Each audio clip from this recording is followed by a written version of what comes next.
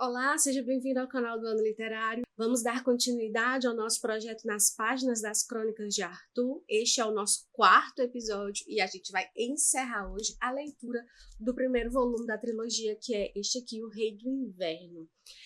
Nós terminamos o episódio passado no meio do livro, né? A gente terminou no capítulo 10, hoje a gente vai falar do 11 ao 15, ou seja, o final do livro, né?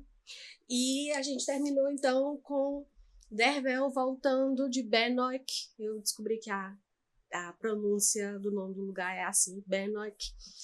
Voltando lá, derrotado pelos francos, né? Foi um cerco muito complicado, muito difícil. Eles ainda resistiram por 2 anos dessa batalha contra os francos, mas perderam. Eles voltaram de Bennock, os homens de Dervel, com Galahad, que era filho bastardo do rei Ban, que morreu lá no cerco, com Lancelot, que era o filho legítimo herdeiro do trono, com a sua mãe, a rainha, e Merlin, que estava lá disfarçado na biblioteca do rei Ban, volta com um pergaminho para descobrir onde é que está alguns dos 3 tesouros da Bretanha, que é uma coisa muito importante para o Merlin. É uma coisa que a gente vai continuar vendo aqui, nesse final de livro, mas é que vai principalmente marcar o início do próximo volume, ou seja, a gente vai falar melhor disso no próximo episódio, né, no início, então, do volume 2, O Inimigo de Deus, tá? Então, ele volta com Merlin, seus homens, ele volta com Galahad, que foi uma pessoa com quem ele fez uma amizade muito sincera, muito verdadeira, e ele também volta inimigo de Lancelot, que é uma pessoa que, ao contrário do irmão, é uma pessoa desprezível, narcisista, egoísta, vaidoso, mentiroso, ou seja, vocês estão vendo aí que o Lancelot do Bernard Cornwell não tem nada a ver com o Lancelot daquela mitologia tradicional que a gente conhece, era aquele cavaleiro perfeito da tábua redonda e tal. Então a gente vê aí que nada do que foi contado de Lancelot, na verdade, de acordo com Dervel, é verdadeiro. É engraçado porque Dervel está contando essa história, ele, na verdade, está escrevendo essa história a pedido da rainha, naquele momento ali. Ele já é um monge idoso, está morando num mosteiro, e essa rainha sabe, então, a rainha Igraine, que ele foi um cavaleiro de Arthur e pede para ele contar a história. E é interessante porque, ao que nos parece, a Igraine já sabe desse mito, né, a respeito de Arthur, dos seus cavaleiros, a história da espada na pedra. É como se a Igraine fôssemos nós aqui, né, que conhecemos a história, essa versão mais romantizada da história, enquanto Dervel vai dizer assim, olha, não é bem assim, né, não foi assim que aconteceu, você foi um pouco enganado e tal. Eu estava lá, eu vi, eu sou uma testemunha ocular de tudo que aconteceu. Então, é como se ela tivesse, aos poucos, também, né, conhecendo, assim como nós estamos conhecendo, esse lado mais real, pé no chão da história do rei Arthur, na verdade, de Arthur, né, que Arthur não foi rei. Inclusive, eu queria falar uma curiosidade para vocês, eu vou até fazer uma pausa aqui no Rei do Inverno, a gente volta já pro final, né, desse livro. Porque eu estava fazendo uma pesquisa, um dia eu vi isso e eu esqueci de pesquisar a fundo, aí hoje eu me lembrei. Que, assim, nenhum rei da Inglaterra se chama Arthur, nunca se chamou Arthur. Existe parece uma espécie de superstição ou maldição, entenda como quiser aí, mas, assim, houve o Arthur lendário, e aí você pode pensar assim, é um nome tão famoso na Inglaterra, porque que nenhum rei se chamou Arthur, né? Então, na história, houve um momento em que alguns Arthur quase foram reis, mas não chegaram ao trono, e aí que reforça essa superstição. Dizem, né, que é um nome muito forte, muito poderoso. Então, existe uma lenda que um dia Arthur voltará. Ele é até conhecido como Rei Eterno. Ele voltará e tomará, porque assim, ele não chegou a ser rei, né? O rei que deveria ter sido, mas não foi. E aí, parece assim um peso de responsabilidade muito grande que um rei se chame Arthur. Vocês imaginam a carga mítica que vai estar sobre os ombros desse pobre homem, né?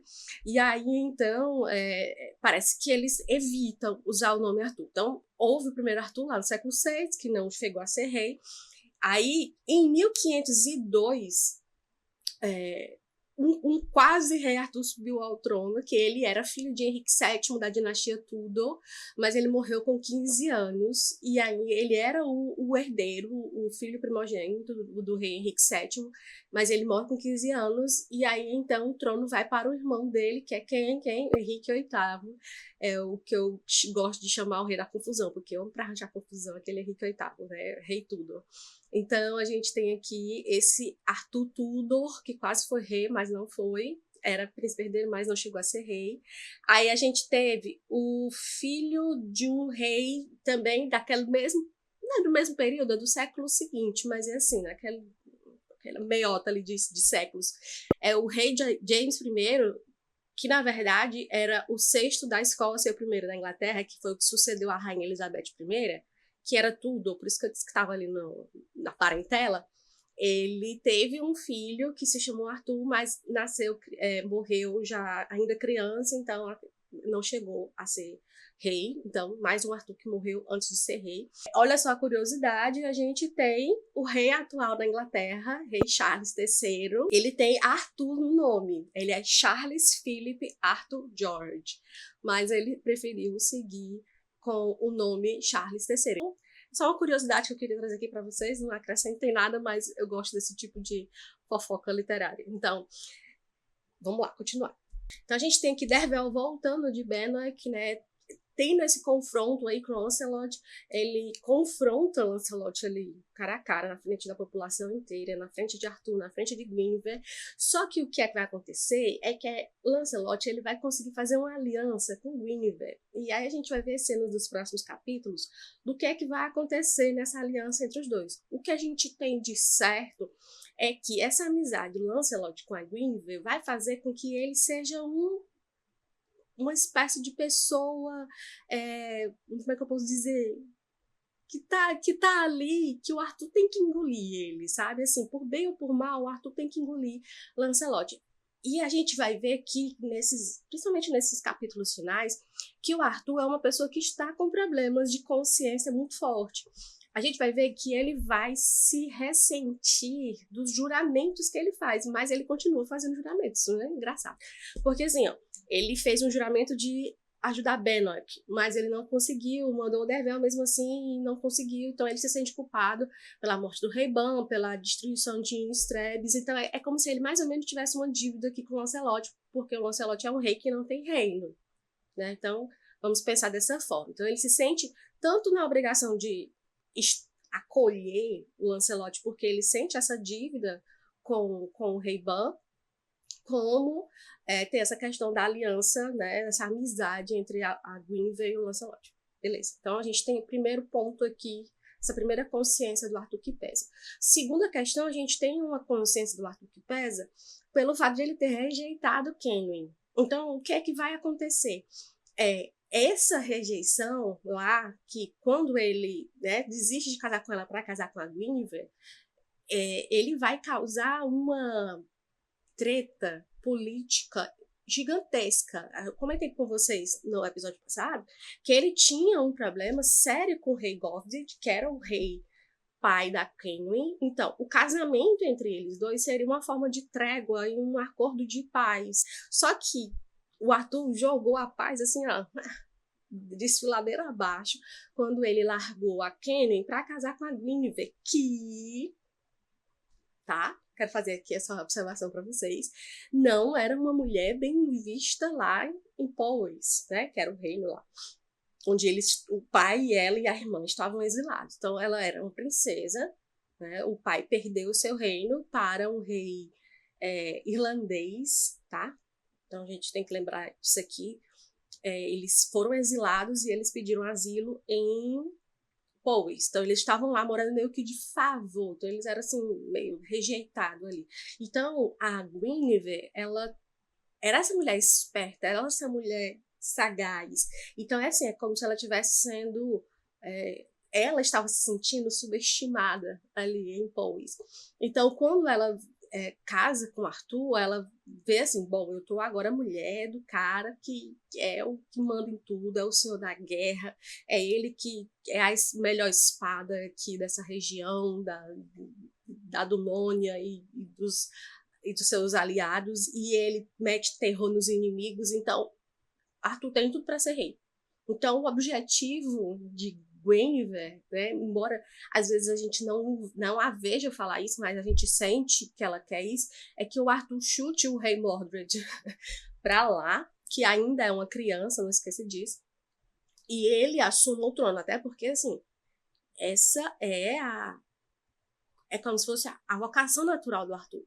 Mas aí tem outro juramento do Arthur, que é com o próprio pai, de cuidar do Mordred e garantir a sucessão. Não esqueçam disso. Então a gente tem aqui um Arthur em conflito, cara, porque é muito complicado para ele esse papel de ser o cara que vai resolver, que sempre chega para resolver tudo. Ele não pode errar, ele não pode falhar. E assim, o fato de ele ter falhado, né, lá no acordo de paz, até a gente vai ver um reencontro dela com o Dervel aqui no meio desses últimos capítulos, e ela vai mandar dizer para ele assim, olha, não se preocupe, né, eu não tenho raiva, porque ele fica em paz. Mas o pai dela tem um ódio do Arthur, assim, monumental. Não só porque ele largou a menina, mas porque ele largou a menina pela Guinevere.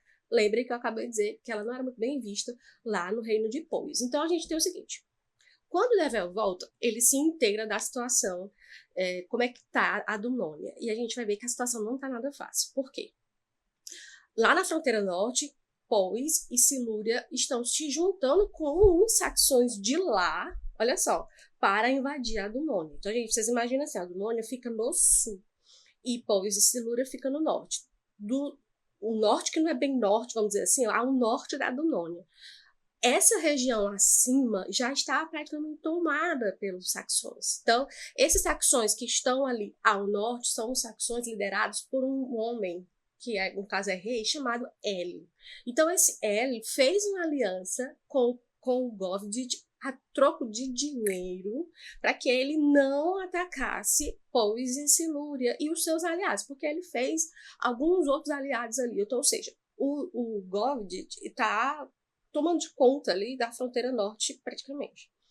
E os saxões estão livres, se eles quiserem passar pelo território do Govd para atacar o Arthur, ele fique à vontade, que é isso que ele quer mesmo. Mas o Govd diz assim, olha, deixa para mim, né? Eu quero. Então a gente tem aqui essa situação. Ao sul, pelo lado, na verdade não é bem ao sul, pelo lado sudoeste, vamos dizer assim, minha noção aqui de geografia não sei se está muito boa, a gente tem outro rei saxão, que é o Cedric, e que ele também está ali, já tomou uma região, inclusive uma região até bem como é que eu posso dizer? Bem quista pelos Dunonianos, mas ele tomou essa região. Então, veja aqui que o Arthur está cercado pelos aliados do rei Govd, pelos saxões, ou seja, a Dunônia está praticamente isolada no meio. Então, como é que o Arthur vai sair disso? É a questão aqui que o Dervel vai encontrar dentro desse conflito assim que ele volta de Benwick. Quando ele volta de Benwick também, ele descobre que a Nimue, sua amiga, né, de infância, aquela que cresceu com ele, aquela que ele tem um pacto com ela, inclusive, né, eles cortam, quando eles ainda estão em Iswidren, né, antes do ataque siluriano, eles fizeram um pacto, eles cortaram um pacto de sangue, na verdade. Então, ele tem essa cicatriz que lembra que ele está sempre ligado a ela. Então, ele descobriu que a Nimue, sacerdotisa de Merlin, foi presa e mandada para a Ilha dos Mortos. O que é a Ilha dos Mortos? É um local, uma região bem remota lá, onde eles enviavam os loucos, né? Então, toda sorte de pessoas com doenças mentais, essas pessoas segregadas, pessoas que tinham problemas políticos também. Então, é como se fosse uma espécie de prisão para onde eles eram enviados para que eles ficassem mesmo isolados da sociedade. Então, assim, a pessoa que entrasse lá não saía. Então, existia toda essa questão. E quando o Dervel descobre que a Nimue está lá e ele tem esse compromisso com ela por causa desse pacto de sangue que eles fizeram, então ele sabe que precisa ir até lá salvar a Nimue, mas como? Se eu acabei de dizer que quem entra não sai. O Dervel diz assim, ó, eu sei que eu preciso ir, se eu preciso ir, eu vou ter que dar um jeito de voltar, né? Então, ele vai, e, gente, esse é capítulo 11, na verdade, essa ida do Dervel é como se fosse um rito, assim, de passagem, sabe? Ele passa por uma certa região montanhosa, assim, mas muito íngreme. Imagina, sabe aquelas regiões que são banhadas assim pelo mar, mas que tem aquelas formações rochosas que são muito afiadas e complicadas de subir, mais ou menos, sabe? Então eu imaginei bem essa cena, assim, na medida que ele ia dizendo que ia subir, né? As pedras enrolando. E aí teve um momento que ele passou e tinham vários loucos, assim, tipo em cavernas dentro dessa montanha. E as pessoas eram chamadas de vampiros, porque eles atacavam, mordiam as pessoas, matavam. Então, Dervel vai encontrar aí uma certa resistência até que ele encontre a Nimue. Ele vai passar por uma série de desafios mesmo, mas aí ele vai pensar muito com a cabeça de soldado para poder solucionar esse trajeto aí que ele tem que fazer. Ele vai encontrar a Nimue numa caverna no último local, assim, onde ela pudesse ser encontrada. Ela tá, assim, delirando, quase morta, mas ele consegue revivê-la, vamos dizer assim, né? Fazer com que ela lembre quem ela era, até porque eu acho que uma das coisas que a Ilha dos Mortos também provoca ali é essa perda de identidade. Então, ele vai encontrar a Nimue já nesse limiar entre a consciência e a inconsciência de quem ela é, sabe? Então, assim, ela consegue voltar a si muito fragilizada, fisicamente, mentalmente.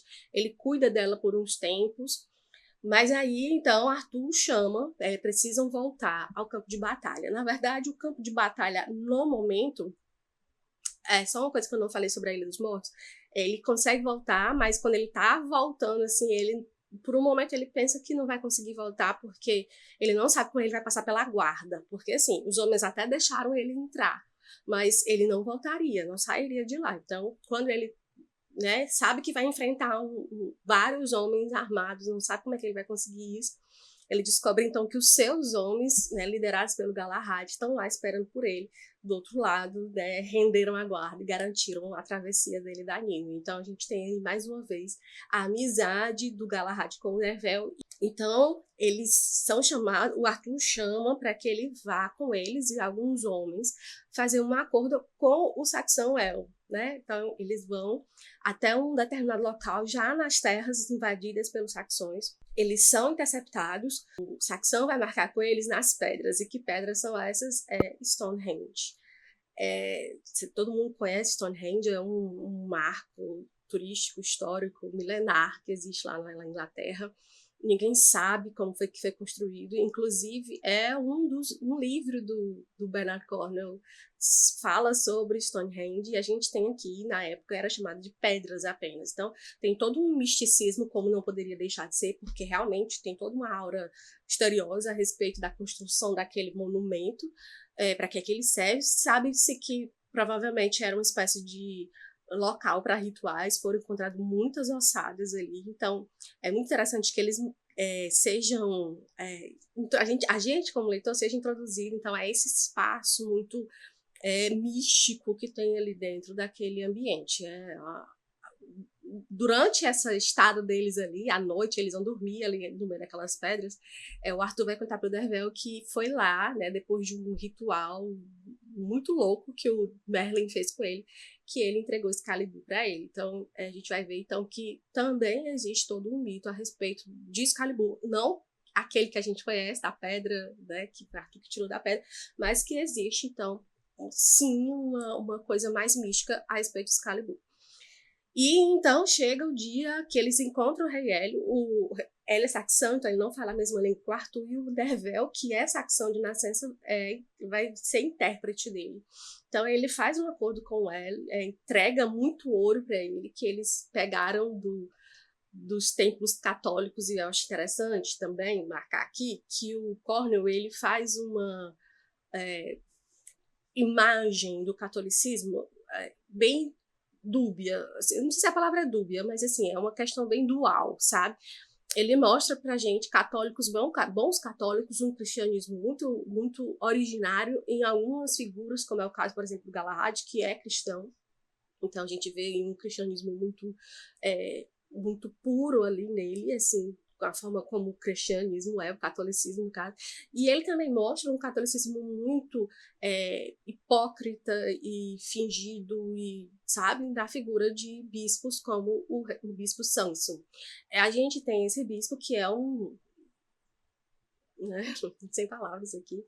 E eles tinham muitos tesouros guardados, escondidos, e aí o Arthur vai fazer uma espécie de chantagem para conseguir esse dinheiro, porque eles não tinham esse dinheiro para ir comprar paz com o Hélio, né? Então eles vão lá, levam esse ouro que eles conseguiram tirar lá do santuário onde o bispo Sansão era o chefe, e levam lá para o Hélio, compram a paz dele, né? Então ele pede trégua para que ele não invada a Dunônia, porque ele resolver a questão lá com o rei Govdid. É engraçado porque assim, aí a gente vai mais uma vez ver o peso das escolhas do Arthur, e aí o Arthur então entrega para o Hélio um forte bretão que ficava nas terras de Powys. Ele disse assim, olha, você pode invadir esse forte e pegar o que você quiser de lá, fazer escravo, não sei o quê. Só que ele fica muito sentido com essa situação, porque era sangue bretão. Então, assim, ele teve que fazer uma escolha, né? Assim,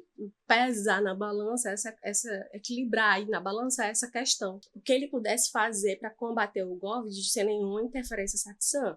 E aí ele negocia essa paz com o Hélio. Assim, é uma paz entre aspas, porque ele pede só uma trégua, não é uma paz assim, acabou, a gente não vai mais batalhar.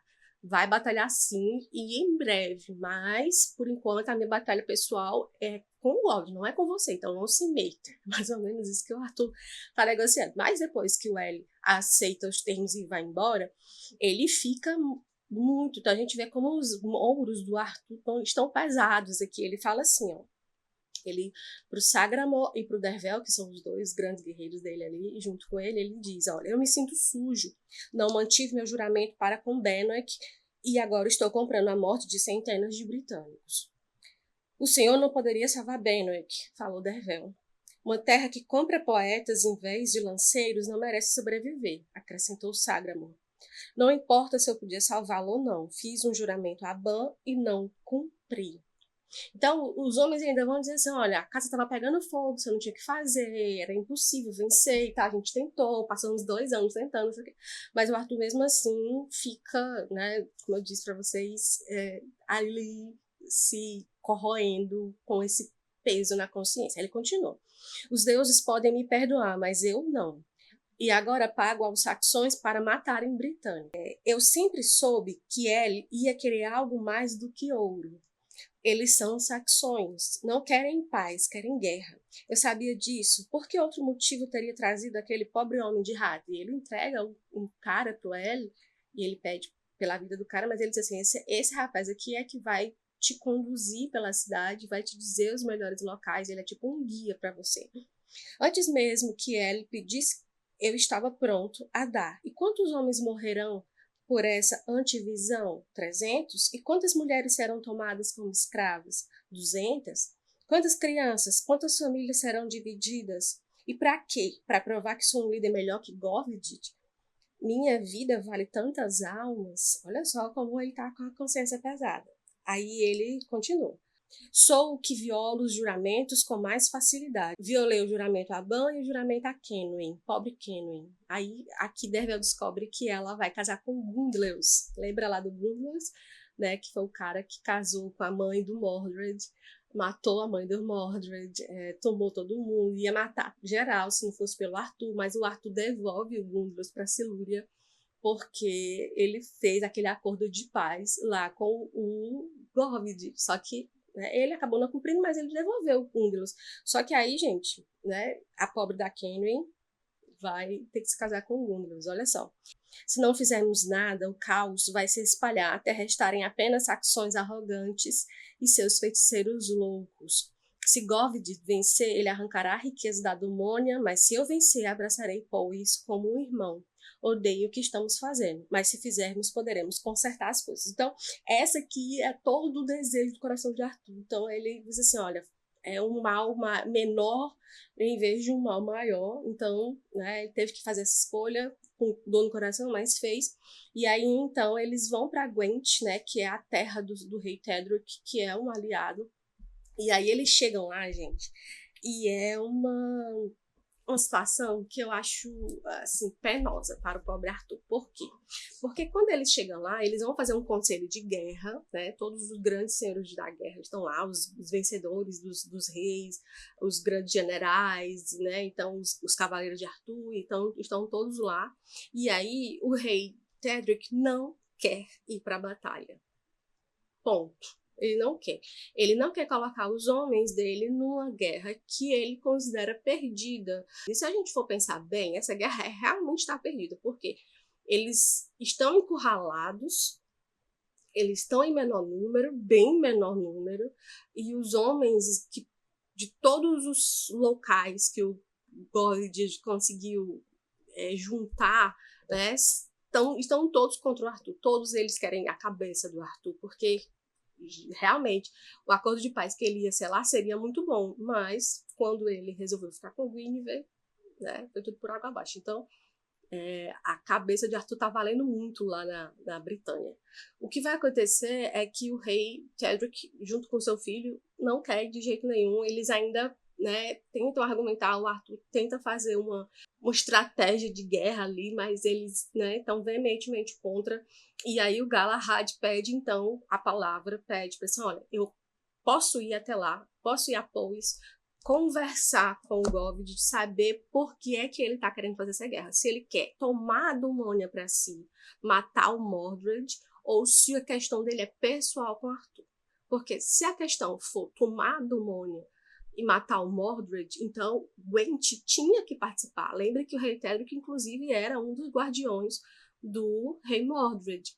Mas se a batalha fosse pessoal do Arthur, por causa da questão da Kenwyn, então Gwent ia dar um passo para trás, porque eles não iam matar homens de graça. Olha só. Então o Galahad vai, leva o Dervel com ele como se fosse um servo dele. Eles entram em Powys, até porque Galahad é de Bennock, então ele podia transitar de boa. Quando eles chegam lá, que o rei Gord e o rei Gunilus reconhecem o Dervel, eles ficam com muita raiva, eles vão matar o Dervel, mas aí o Merlin chega. Lembra que foi o Dervel e o Galahad que salvaram o Merlin na destruição de Bennock, então eles, mais ou menos assim, uma vida pela outra vida, né? Então ele salva lá os dois, e ele diz, olha, ninguém tem autoridade para tocar nesses dois. Se você fizer isso, você vai ver as pragas que vão cair em cima de você e tal. Então eles ficam mais ou menos com a imunidade ali, mas eles têm que se retirar. E o Gord diz assim, ó, o que eu quero é acabar com o Arthur. Eu não quero saber de rei, bebê, de criança nenhuma. Só que a gente sabe que isso não vai acontecer, né, gente? Claro que ele vai tomar a Dumônia para se incorporar e ser o rei supremo, que é o que ele sempre quis.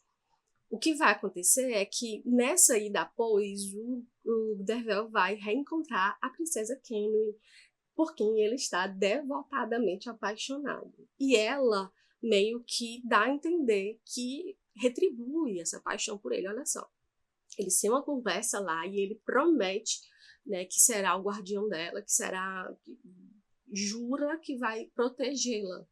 Olha só, gente, que promessa louca que o Dervel faz.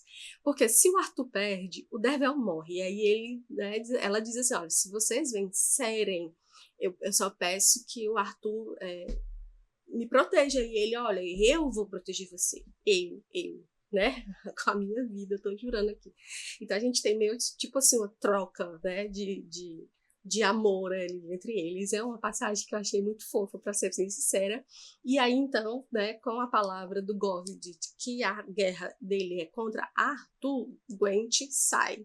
Então, assim, se a coisa estava ruim, agora ficou pior, né? Porque sem os homens de Gwent, o que é que vai sobrar pro exército de Arthur, né, Nari? Então a gente vai ter agora essa batalha no Vale de Lug contra Powys e todos aqueles que estão junto com eles, que são muitos. Então vai ser uma estratégia muito louca que eles vão fazer de encurralar esse exército ali numa região de Val, né, que é uma região do rio que você consegue passar a pé. Então, assim, é uma região mais estreita.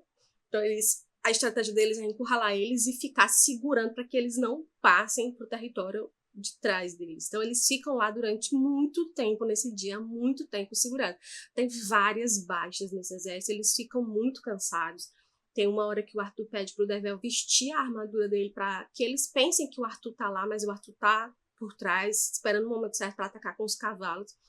E aí chega um cara que era o prometido de Guinevere e fala as maiores barbaridades para ele, pensando que ele é o Arthur. E aí ele então mata, né? Dilacera o homem, porque ele mesmo fica ofendido com o que o cara fala sobre a Guinevere. O Govard também vai falar a mesma coisa, né? Que ela era uma prostituta, que ela, né, daí para baixo. E aí, então, o Dervel não sabe o que faz. Ele não pode ir lá defender o Arthur, mesmo que ele esteja ali disfarçado de Arthur, né? Todo de elmo, de cota, com cavalo, não sei o quê. Então, é muito complicado para ele. E aí, então, o exército do Govard encurrala, né, o escudo defensor do exército do Arthur e fica uma situação complicada. Quando os homens do Arthur chegam e eles vão pegar a retaguarda do exército do Govard, eles não conseguem passar, porque o escudo deles lá, né, fecha totalmente e eles não conseguem passar. Então, o exército, de um lado, está encurralando o escudo defensor de Arthur, né, onde o Dervel está, e do outro lado, eles não deixam os cavalos avançarem. Então, a intenção de Arthur era quebrar o exército pela retaguarda, mas eles não conseguem. Até que tem uma hora que já está um exército super reduzido ali, o escudo defensor do Arthur, o rei Cuneglas, na verdade, príncipe, chega e diz, né, que ele é o filho do Govard, aquele com quem o Arthur tinha negociado a paz, e a gente entende aqui que esse príncipe, na verdade, ele é uma pessoa de boa cabeça, que tem a consciência boa, e ele diz assim, olha, a gente quer negociar a rendição de vocês, né, não sei o quê, só que eles, né, estão ali segurando ainda, eles pedem, né, pela vida deles, olha, a gente vai negociar a vida de vocês, mas vocês vão ter que ser nossos escravos e tal. Então, assim, é uma questão, é uma rendição. Então, o que é que acontecia com os perdedores de batalha? Eles geralmente eram feitos como escravos, né? Então, presos, ou então depois eles iriam ser mortos, então tem toda essa questão. O exército do Arthur, aqueles homens que estão ali, né, naquele escudo, eles dizem assim, olha, infelizmente a gente não vai poder aceitar as suas condições. A gente percebe que você é uma pessoa boa, mas a gente não confia no seu pai, então tem toda uma questão aí. Até que, mais uma vez, e aí uma parte que me deixou meio chateada com essa história, porque mais uma vez a gente tem uma situação aqui de Deus Ex Machina. Lá na primeira batalha do livro, foi o Arthur que chegou e salvou o dia, né? Chegou lá com seus cavaleiros e destruiu lá o exército. Destruiu não, né? Interrompeu o avanço do exército siluriano que iria matar o rei Mordred, né? O bebê. Agora a gente tem Merlin chegando com os Black Shields, que são irlandeses, que ele conseguiu comprar.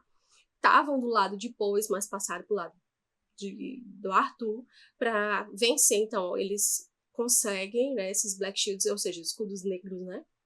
Conseguem, então, encurralar o exército de Powys e vencem a batalha. Então, a gente tem aí uma situação, mais uma vez, né? Chega uma solução inesperada do nada. Achei isso aí meio fraco, assim, mais uma vez. A mesma solução, de forma diferente. Então, assim, tem que ter um milagre acontecendo, então, para que tudo dê certo. O que vai acontecer, então, é que a situação reverte. O rei Govard é morto ali, né, por uma lança, ninguém sabe quem foi que o matou, só sabe que ele tá morrendo. O Arthur, então, oferece a paz a Powys, uma aliança agora com o rei Cuneglas, já que o seu pai morreu, agora ele é rei. Eles vão ser aliados da Dubónia junto com o Gwent, então, e vão abraçar a Silúria também. O Gundleus vai ser preso, e quem vai matar, com requinte de crueldade, Gundleus vai ser a Nimue. Ela estava esperando por esse dia desde o momento em que ela foi atacada, ela foi violada, ela teve seu olho arrancado. Então, vocês pensam que ela vai deixar por baixo tudo isso que ela sofreu? Não, né? Então, ele está lá sendo torturado por ela quando o Dervel chega, e ele mesmo mata o druida do Gundleus, que foi o cara que o jogou no poço quando ele era criança para morrer, mas ele sai do poço. Então ele tinha um ódio por aquele homem tremendo. E o Tanarbus, que era o nome do druida, ainda joga uma maldição sobre Dervel, mas ele nem liga, não sei o que. Ele diz que sente toda a raiva de quando ele era criança, né, de ouvir a mãe gritando pela vida dele, de ser jogado naquele poço. deixado para morrer e tal, então ele, né, parte o cara no meio. Então o livro termina aqui com essa vingança dos dois, tanto da Nimue como do Devel, a vitória de Arthur, que não é bem uma vitória, vamos dizer assim, né? Ele se sente um pouco... não foi ele, na verdade, se dependesse dele, os homens dele tinham morrido, e ele também, então, se não fosse a intervenção de Merlin, ele estaria aqui no outro mundo. Então, assim, há uma vitória, mas Arthur não se sente vencedor. Então, a gente vai ver aí como é que vai ficar os corações desses homens no próximo episódio. A gente vai iniciar, então, a leitura de O Inimigo de Deus, volume 2 da trilogia. A gente tem aqui o segundo volume, espero que vocês estejam acompanhando essa leitura junto comigo. Esse segundo volume eu já estou aqui, né, no capítulo 5. Olha só, que já fiz essa leiturinha aqui. É muito interessante, gente. Olha o que vai acontecer de coisa aqui. Espero vocês daqui a 15 dias, né, para a gente conversar, então, sobre a primeira parte de O Inimigo de Deus. Não esqueçam de deixar seu like, compartilhar esse vídeo com seus amigos que também gostam de livros de literatura e até o próximo vídeo.